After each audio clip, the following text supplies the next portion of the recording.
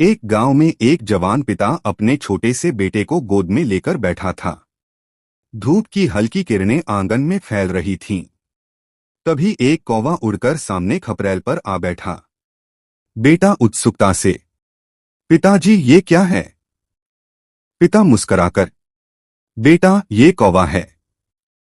बेटा हंसते हुए बार बार पूछता है, ये क्या है? पिता हर बार स्नेह से, कुआं है बेटा, ये कुआं है।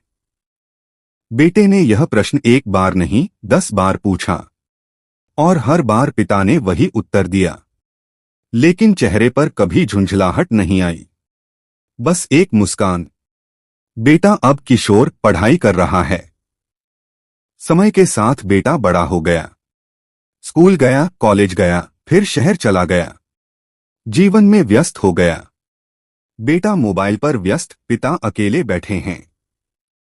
पिता अब वृद्ध हो चुके थे, आंखें कमजोर, सुनने में दिक्कत, लेकिन दिल में वही प्यार। घर में मेहमान आता है, पिता चारपाई पर बैठे हैं। पिता धीमे से, बेटा ये कौन आया है? बेटा मोबाइल से, रामलाल चाचा आए हैं। थोड़ी देर बाद पिता फिर पूछते हैं, अब कौन आया? बेटा झल्लाकर, अरे पिताजी, चुप क्यों नहीं रहते आप? दिन भर टाय टाय लगाए रहते हो, आपको कुछ काम तो है नहीं, बस बैठे रहते हो। पिता ने बेटे की आंखों में देखा और एक लंबी सांस भरी, सिर पकड़ा और बुदबुदाते हुए बोले, पिता धीमे स्वर में, तुम एक बार पूछने पर झल्ला जाते हो, और बचपन में तुमने सैकड़ों बार पूछा था ये क्या है।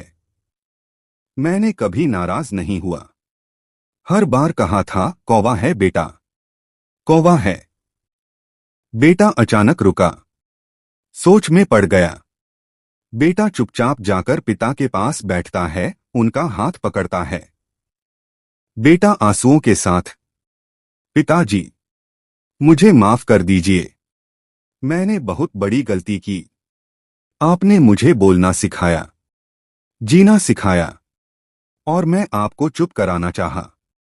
वो पिता जो सारा जीवन बेटे के लिए जिया, आज उसकी एक हर्ष बात से टूट गया था।